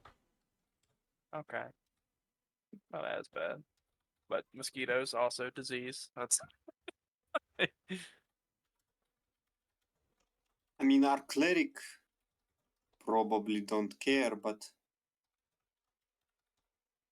Why should I care? I'm only. Wait. What are which level are we now? 7? Yep. Well, he's a level 3 cleric, so I do not think I have any spells that would. Well, I retracting that.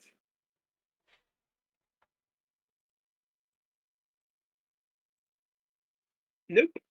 He does possess and has it prepared less restoration, so.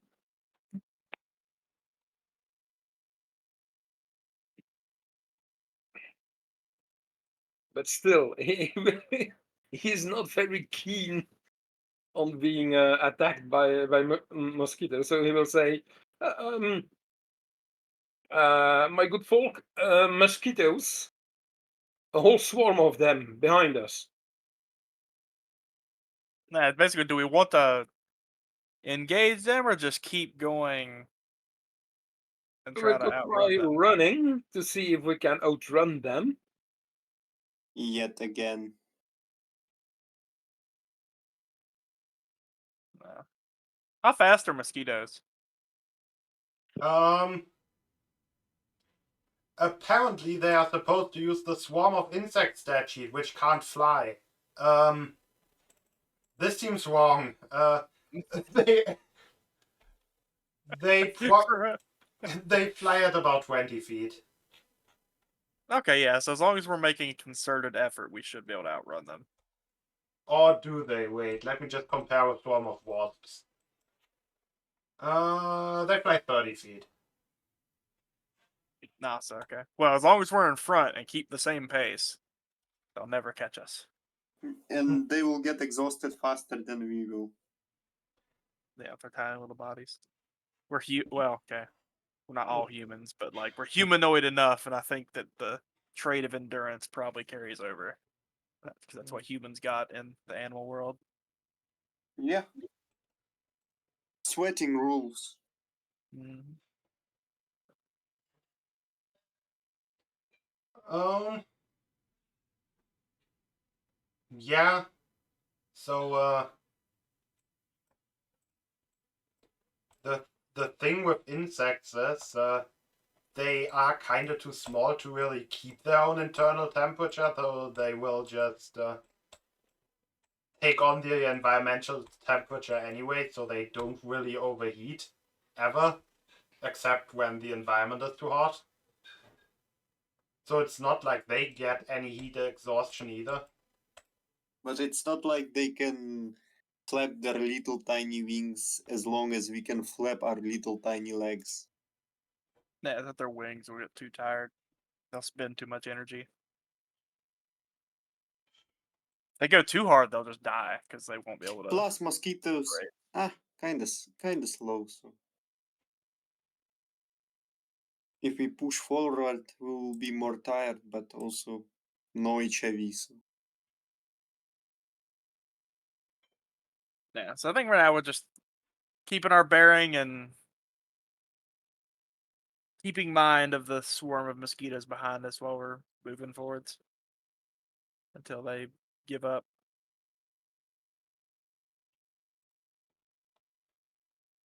Or dissipate. I don't know how long they'll actually stay in a concerted effort with each other. let's run.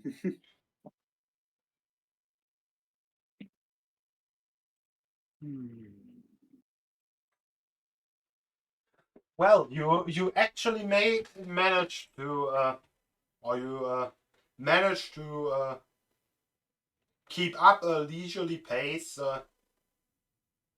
getting away, keeping your distance, though the swarm looming ever at your back, and coming closer to the two sides, sides with a T. You notice that the dunes, well, they appear to be relatively localized. Like at some point, the dirt just for a relatively small area, like probably big area, as in it takes a while to walk through it. Like it's probably a mile in diameter, but kind of small for a desert. Okay.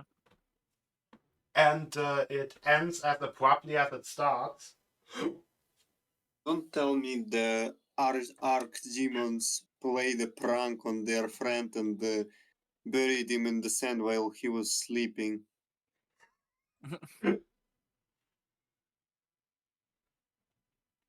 So a relatively small desert. What's the temperature change looking like going from the tropical forest to closer to the desert? The temperature is still roughly the same. So probably just a little hotter but less humid. Not even really. Okay. The other on the other side, on the smoke column, it appears to be just a small camp with a campfire. There are some. I mean, you probably know what they are. There are a bunch of knolls there.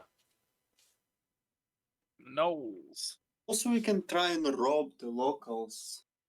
Maybe they have this blood on them as a poison, and we can rob them enough to collect these little quantities of poison from them. Yeah, but they're just as likely to just turn it on us, and then now we're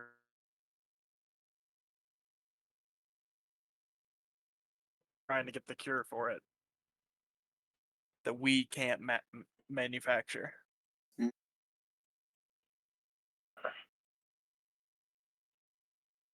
Because I don't know, knolls on a demon waste don't sound. Actually, what I roll for Mel to know what knolls are or know of knolls? Um, You can give me like a history. Yeah.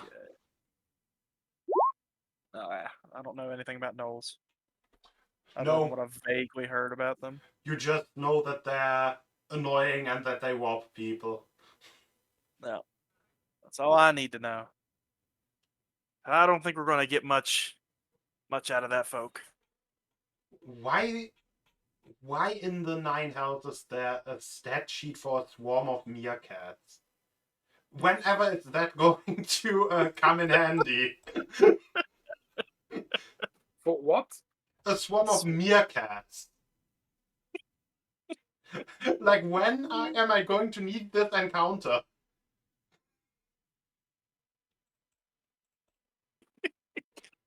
I mean, there is a swarm of hellish bunnies. Why not cats? Like, no, Well, not meerkats are cats, kinda like- meerkats. Yeah, meerkats are like.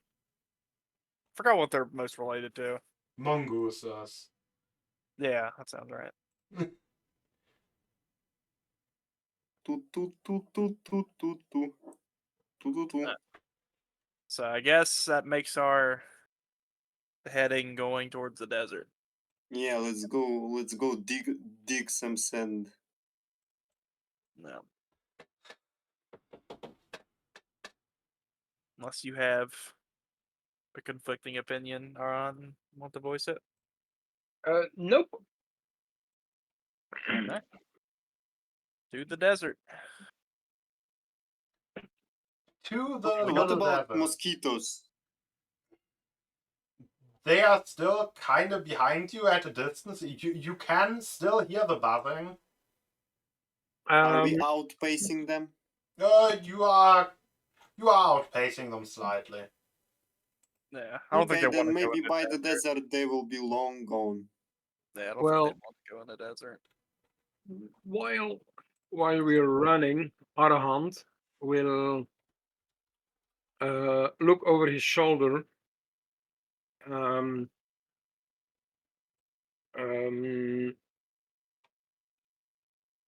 and pointing his hand, his free hand, or no, pointing the hand which holds his wizard staff towards them.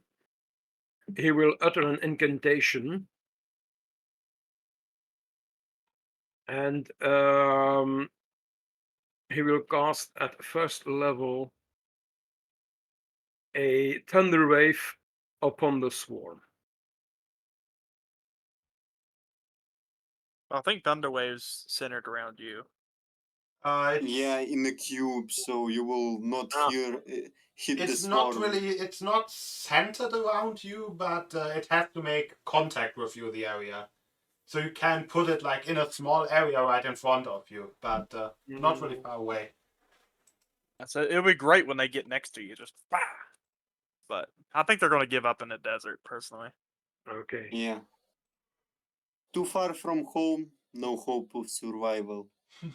Well, they need water, Yeah. which they'll either get from blood or more likely Yeah, no they'll yeah, up no and mosquito sex is happening without good swampy water. no. So how's the desert? Well,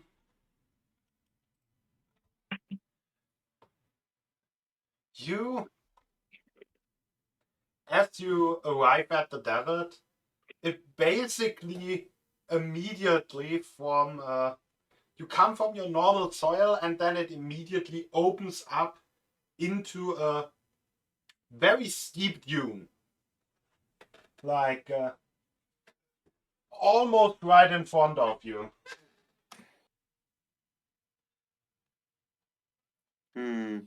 We are being stopped by the nature itself.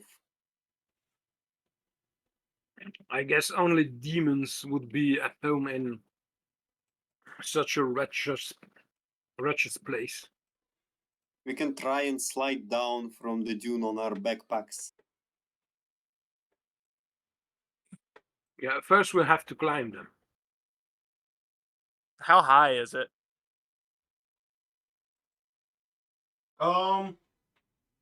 Maybe like 50 feet. And is it featureless, or like there any like small trees or the like? It's a sand. Dunes move, so Yeah, it's a huge fucking pile of sand. it there is not really any features on it. Okay. Uh, Or maybe you can give me a perception. Damn, just a 10. There's no features on it. Darn. Well, I I was can going to save. try to be I- cool, but I can't. I can save 2 of us by flying up this dune, but not 3 of us. You know, Or I can. How about I cast fly on 2 people and we grab the third one and fly up. Like together, by each hand.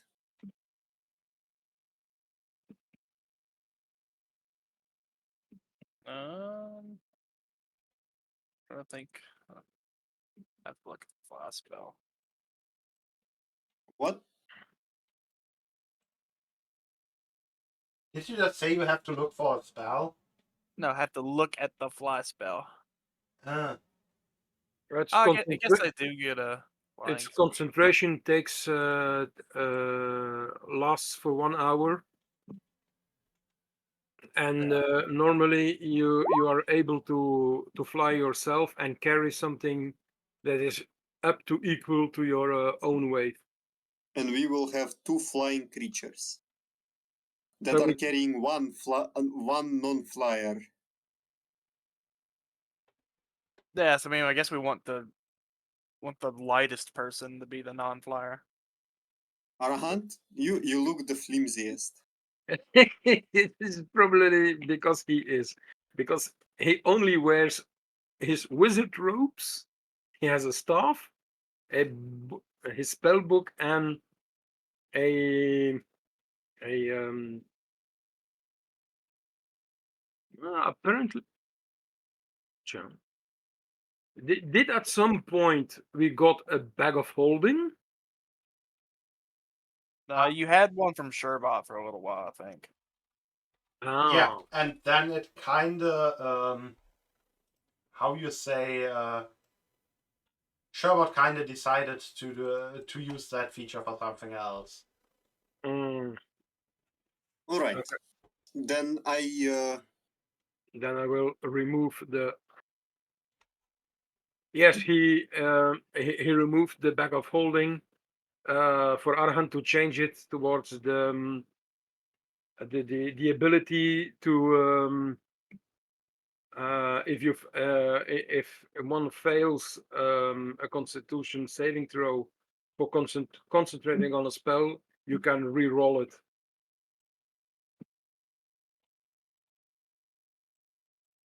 Yeah. okay, I cast fly on myself and Mel. So yes, Arhant would still be the lightest of the three.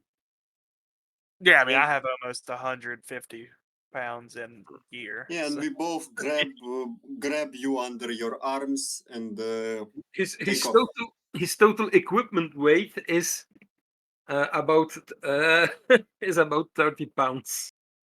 Yeah, because I'm almost 100 pounds. So yeah, we are taking you all under your hands and we fly up, Okay. take off Okay. Wow. up the tube. And we're pretty fast too. I think it gives like a 60 feet movement. Yeah, indeed. Per round. So if it lasts 1 hour, so we can cover quite some distance. No, it lasts only 10 minutes, sadly. Well, still. Yeah, but I mean, we can go 120 feet around because we just Yeah, dash. 10 minutes can have a lot of things done. That's true. Yeah, and you you fly over the dune, and within the desert, there actually are a few cacti, but not many signs, not many other signs of life. The moisture here, it isn't really hotter, but the heat here is like pure dry heat. Yeah. It's like as soon as you cross over onto the sand, something is like sucking the moisture out of the air. Yeah. I prefer a dry heat or a humid heat because I fucking hate humidity. Or like high I mean, humidity. humid heat always feels hotter because your sweat doesn't actually turn into evaporate. No. Yeah, because I know here we were getting So like fucking 90 degrees while also having like 80 or 90% humidity, so it's just ass. Yeah. And my dad always says it's not the heat that gets you, it's the humidity. yeah, it's because once you have like 100% humidity, your sweat literally can't evaporate at all anymore, and You just get all that sticky. feature just stops working. Yeah, you just turn into sticky stinky. On the bright side, the amount of water or the amount of moisture actually needed to fully saturate the air increases the hotter it gets. So at least Well, if we it's are that hotter, you might at some point be able to actually sweat. Yeah. well, we are above the dunes. Can we see anything that would be useful for our search? And now we kind of got an aerial view. You can kind of see if there's any crevices or In recesses. yes, you actually do notice like almost like a cliff or like a dune with an actual hole in it, apparently held together by the roots of a cactus or a bunch of cacti, basically preventing it from collapsing in on itself. There is like it's not really like a round hole. It's more like a gap, like a line, or maybe even a ravine. You could call it like a diagonal ravine. It's a dunusi. No, anything but that. Okay. That's best bet. Yeah, Best dunusi it is. So it's some kind of a crevasse. Yes. Yeah, but is there a chance that there is something guarding that dunusi? Stop. No. DM. Yes. Now that you are flying and having a much greater speed and are above the dunes, what happens with the mosquitoes? Do they continue to follow us, or They seem to have given up the chase. You think? okay? Yeah, Yeah, so they we were they, moving they fast. say that hot. magic users are unfair and gave up. But just as you actually start to think that, you yet again hear the buzzing, and it's starting to get louder. But we are much fucking quicker. Fly at It did 60 feet. What is the speed of fly? 60. 60 feet. Yeah, Can so we'd be you- going 120 because we'd be dashing. There's no reason not to right now. Yeah, and you told us the mosquitoes are 30, so they can Yes. suck it. Yes, that's exactly what I told you. So unless those are We don't want them to suck it. That's the whole. so unless those are teleporting on our asses, then they are lost. Who knows? They are They could be some kind of demonic That'd be mosquitoes. scary. Like fucking. Each mosquito is a spellcaster. Imagine how many cantrips they can cast at the same time.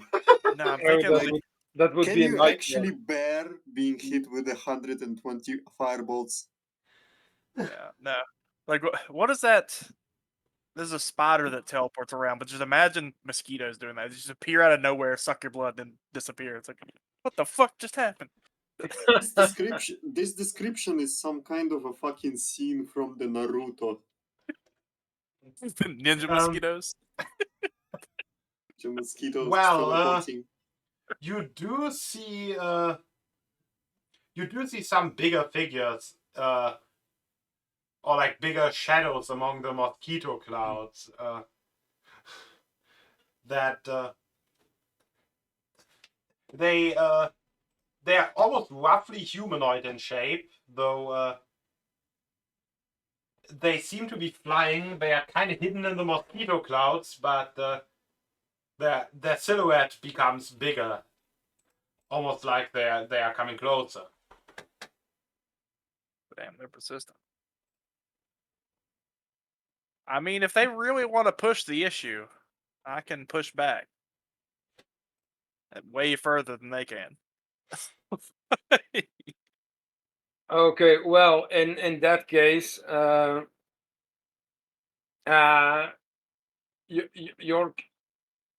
are carrying Arahant Yeah, we'd have to drop you off. under his shoulders, I suppose. Yeah, Yes, we both carry you under your shoulders.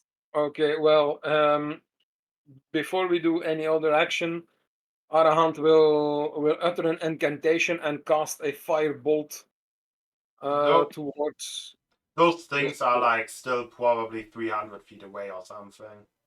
no, They are like I can reach them. they are just approaching. Maybe even All 300 three feet might be too close. All three of us united are just a fucking battle helicopter. Helicopter. With a gun on each wing and a healing center. Yeah. Well, the problem is I can't use my crossbow right now because it's two-handed and I'm holding our on. Yeah, I like this Power Ranger structure.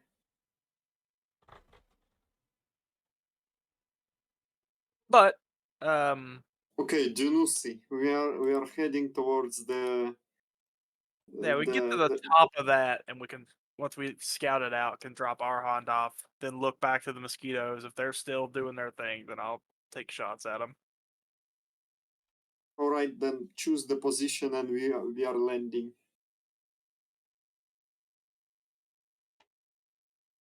So you are landing kind of close to the crevasse, and as you are landing, the sand starts to lift near you, and two massive wings made out of, well, still sand appear from it, revealing a bird-like creature underneath the sand that I forgot to reveal. Reveal! There we have it. What is that Pokemon? The creature emanates. The creature emanates a high amount of heat, and I think with the appearance of that creature, we'll end today's session. As in a break or the entire session? I mean, we've we gone could. almost 3 hours. I mean, we could go. I guess combat this goes a won't be while, too lot of a fight. I'm not sure how long that fight will go, but Well, how did I'm very sleepy, and I would actually like to go. and we were going at like, and I like a the decent sleep. 2:20 to 2.5 hour pace duration per session. So Yeah, that's fun. Well, last thing, how did the mosquito people react to this thing appearing? they mosquito now people. seem to be more hovering Okay. than like they they are now observing. Yeah, I doubt they want to tangle. I mean, The Council of There's always- Mosquitoes. The Council of Yes. Mosquitoes observing you. yeah, There is always someone or something bigger than you yeah. on the See. food chain. So we And best we- this, and and then a we giant landed- sandworm comes up and And eats we it. landed right on this bird, right? More like next to it. Or maybe you did and it just slipped away from underneath you. Well, I think we'd know if we were standing on it, given what it's looking like. Yeah, you don't really want to stand on it because it's very hot to the touch. Yeah, that's Oh. what I'm thinking. Like, we definitely, that's not how hot. I mean, deserts are hot, but that's a little hotter than hot. I mean, it's not made out of fire, it's just made out of sand. It's not a phoenix. Okay. Sandburb.